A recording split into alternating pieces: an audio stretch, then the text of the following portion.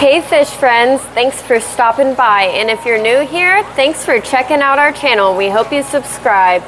Today we're going to be talking about how to breed your angelfish part 2 and part 3. I was going to make this 2 videos, but I decided that it would just be more interesting to go ahead and film how we raise them. First we're going to go over how to hatch them, and then we're going to start talking about how to raise your angelfish.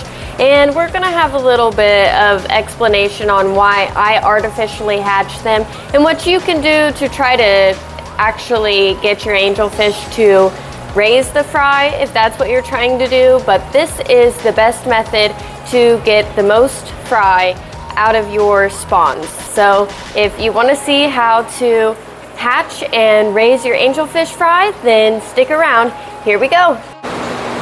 Once you've successfully spawned your angelfish, you will have 1 or 2 choices. Your first choice will be to leave the angelfish with the parents.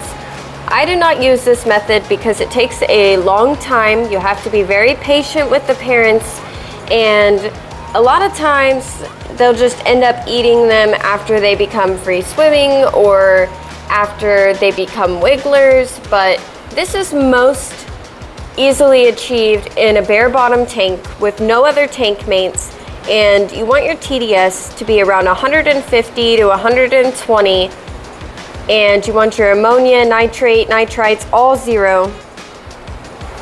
And if you want to use this method, you really have to be patient with these guys and just let them take their time learning how to raise their babies. This pair here, I've always taken their fry from them. I moved them into a community tank because they were more aggressive with each other in the bare bottom. They didn't have enough to do. So I feel like this tank here, they just don't fight as much, and the mating aggression has dwindled. I actually had more problems in the bare bottom with the female attacking the male. So just keep that in mind when you're deciding if you would like to raise your angelfish, or if you'd like your fish to raise the angelfish.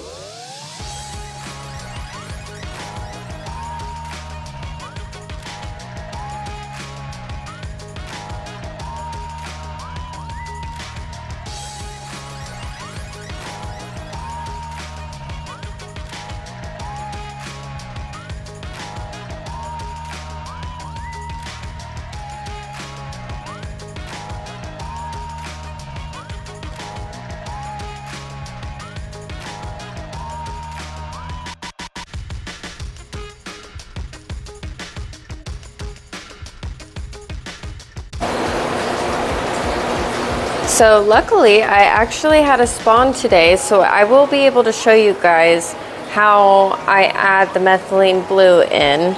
As you can see here, it's kind of hard to see, but that airstone is moving, and I'm going to put some methylene blue in here. And you need 10 drops to 1 gallon, so.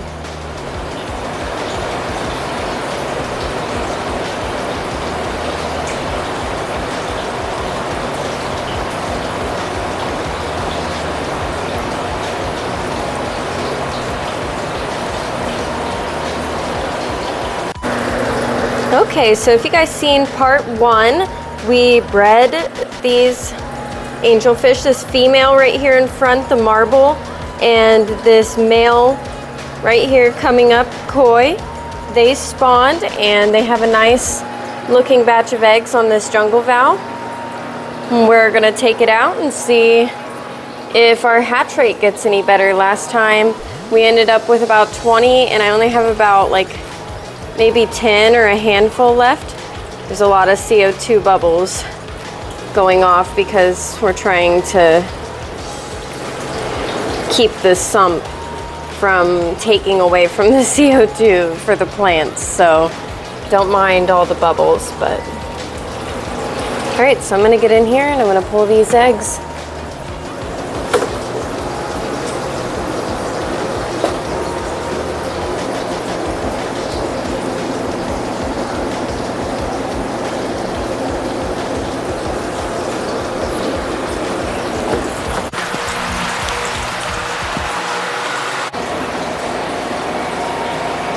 All right.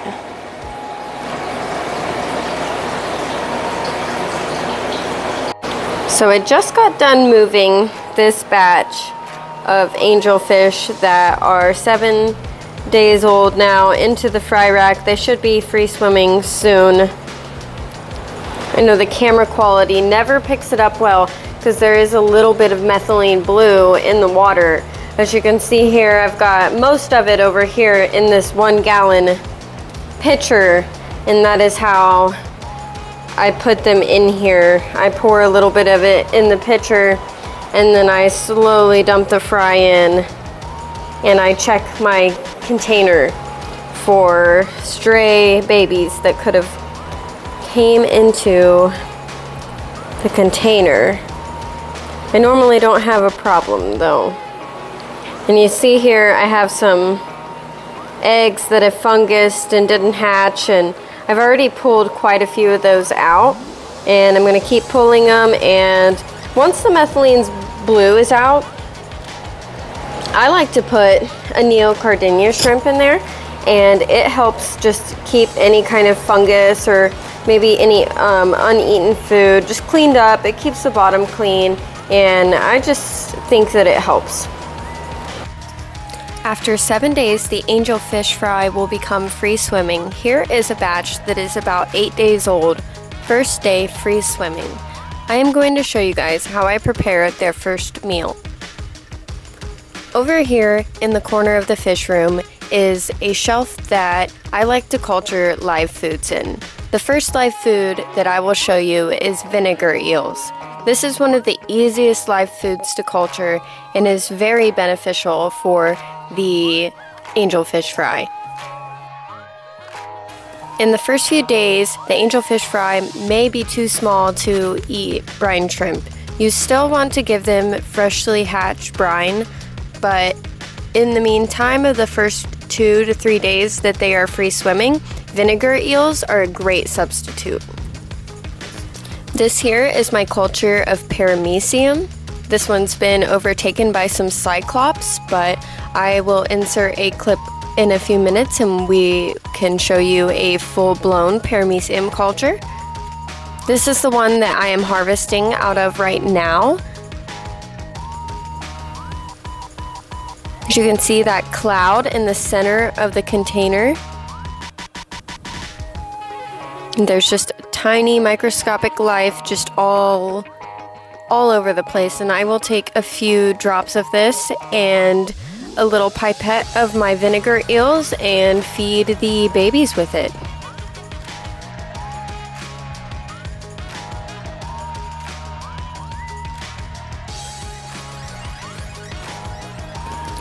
This is what a paramecium culture looks like when it is completely in full bloom. As you can see, the little microscopic life just climbing throughout the water column, and it's really cool to see. I just wanted to show you guys a clip of this, but if you want to subscribe, we are going to make a video soon on how to culture live paramecium for your fish fry.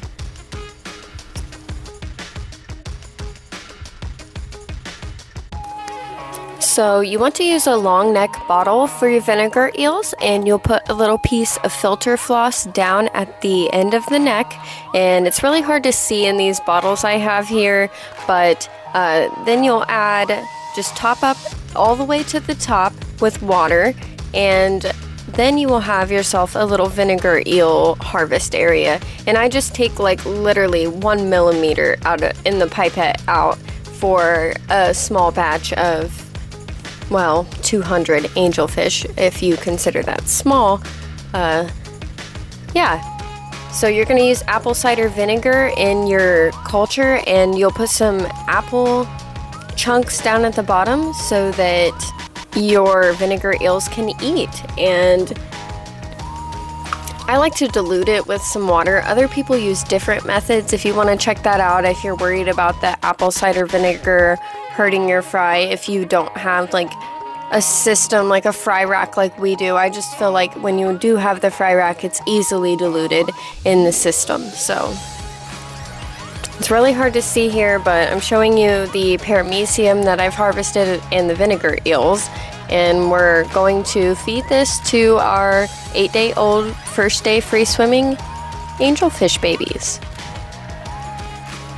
There you can see the little wiggly vinegar eels. Now I'm going to add in some first bites, and I really like to just dust a little bit of this into my vinegar eels and paramecium, and then I will just kind of dump it in with the angelfish, as you can see here.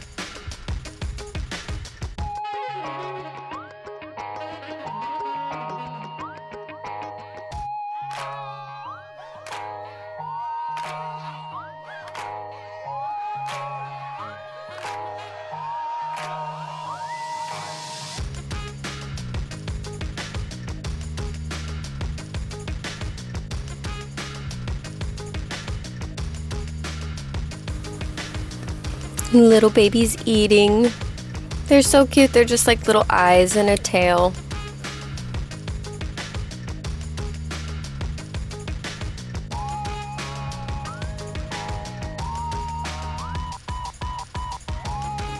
So you want to feed your angelfish like every 8 hours at the minimum. If you can do like every 6, that's best in that first few days. Once you get them on day 5, day 6, and they're eating live baby brine, you shouldn't have a problem.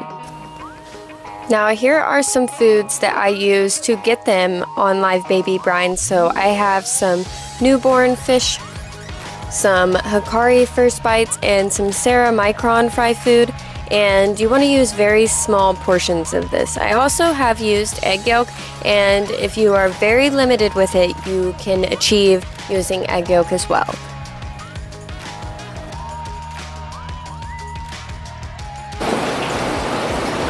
Okay, so my baby angelfish have been moved over here. These fish are from the same parents, and they are 1 week apart, and they're about the same size. So I'm going to go ahead and put them together in this 29. I've been acclimating them for about 30 minutes now.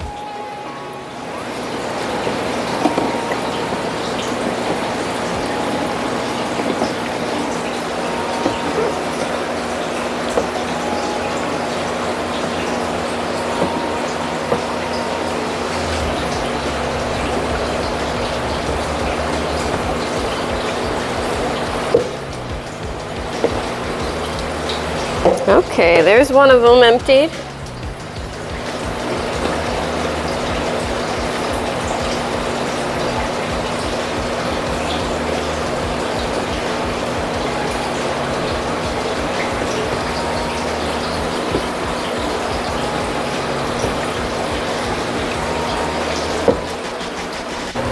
We really hope you guys enjoyed today's video. If you did, leave a like and a comment below what you would like to see next in the fish room. And don't forget to subscribe.